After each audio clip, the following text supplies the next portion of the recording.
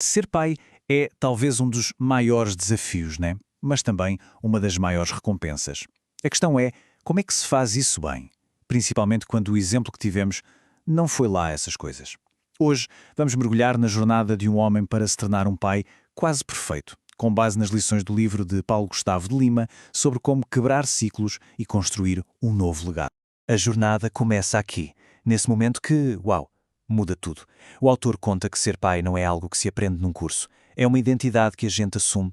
E é ali, sabe, segurando um filho pela primeira vez, que a ficha cai de verdade.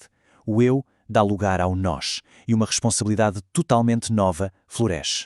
E essa identidade nova nos coloca numa encruzilhada. É uma escolha que todo pai e mãe enfrenta, mesmo sem perceber. Vamos seguir o mapa que nos deram, repetindo o jeito como fomos criados, ou vamos ter a coragem de desenhar um caminho novo?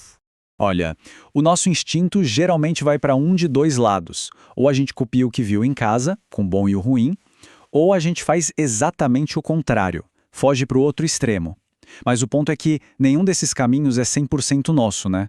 O poder de verdade vem quando a gente para de só reagir e começa a escolher, conscientemente, que tipo de pai queremos ser.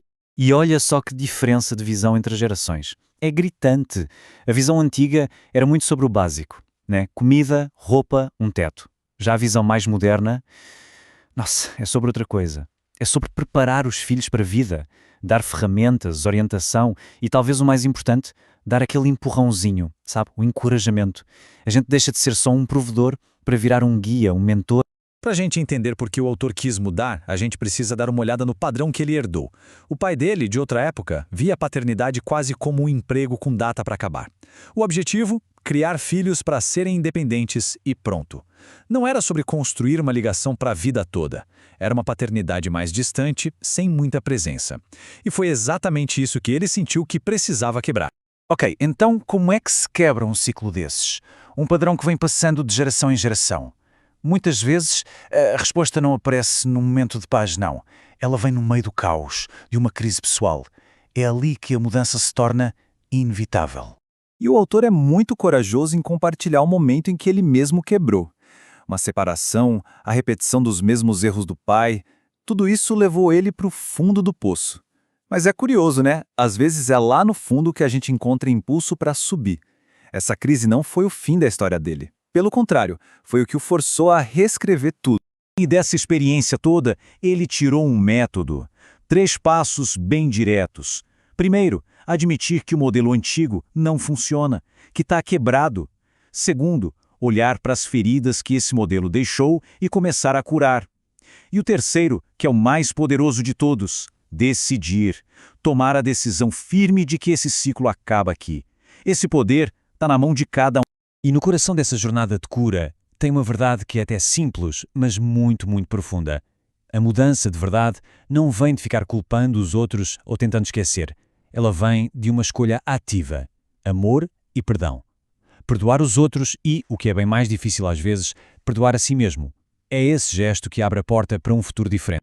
Ok, então o ciclo antigo foi quebrado. E agora? O que a gente constrói no lugar? Vamos ver agora quais são os pilares desse novo jeito de ser pai, um jeito baseado em estar presente e em parceria. E olha que interessante. O autor diz que o primeiro passo para ser um bom pai não é nem focar no filho, é focar na mãe do filho. Amar, apoiar a parceira, isso cria a base, o alicerce firme onde a família inteira pode crescer segura. A força do casal é a segurança da criança. E aqui tem uma sacada fundamental. Muitos casais entram em crise depois que o filho nasce porque o papel do homem muda completamente. Ele deixa de ser o centro das atenções para virar a base de apoio da família toda. Aceitar esse novo papel, ser esse pilar, é essencial para manter tudo equilibrado. E quando esse papel não é assumido, as consequências são bem reais e gigantes. Pensa só no Brasil, em 2020, 80 mil crianças foram registadas sem o nome do pai. 80 mil. Isso não é só um número, né? São 80 mil histórias em que essa base de apoio não existiu. Isso mostra que o problema é social, é urgente, não é só uma questão individual. Então a gente chega à conclusão de que ser pai não é um título, é uma função. E é uma função que se exerce no dia a dia, no banho, na hora de dar comida, na troca de fralda. Isso não é tarefa pequena ou ajuda. Isso é a construção da confiança, do afeto. É fazendo essas coisas que o pai desconstrói aquele mito antigo de que a conexão de verdade é só com a mãe. Mas além de fazer, de cuidar, tem uma outra coisa que é constante e silenciosa. O exemplo. Um pai está sempre ensinando, mesmo quando não quer. Cada palavra, cada gesto é uma lição que está sendo gravada. Tem um conceito na psicologia chamado contágio social. Basicamente diz que nós, seres humanos, somos programados para imitar as pessoas à nossa volta. E para uma criança, quem a imita mais do que os pais? Ninguém, né? É por isso que o exemplo não é só importante. Ele é, talvez, a ferramenta de ensino mais poderosa que um pai tem. O autor conta uma história que ilustra isso de um jeito que arrepia. Num momento de estresse, ele soltou um palavrão. Segundos depois, ele ouviu a mesma palavra, vinda da boca do filho pequeno. Foi como um eco imediato, um choque de realidade que mostrou como as nossas ações, principalmente as que a gente nem percebe, são espelhadas na hora. E a grande lição aqui é essa. Os filhos aprendem com tudo, principalmente com as coisas que a gente não se está tentando ensinar. O jeito que se reage no trânsito, como se lida com uma frustração, aquela palavra que escapa baixinho, tudo isso é aula. E são as aulas que mais marcam. E com isso, a gente chega na reflexão final. Qual é o resultado de tudo isso a longo prazo? O que é, de verdade, o legado que um pai deixa para trás?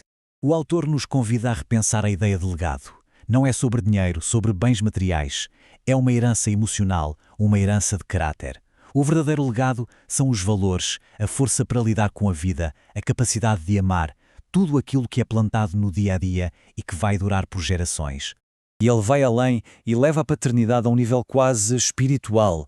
Ele diz que ser pai ou mãe é a experiência mais próxima que a gente pode ter de se parecer com Deus. É uma chance de praticar amor incondicional, paciência e perdão de um jeito muito real.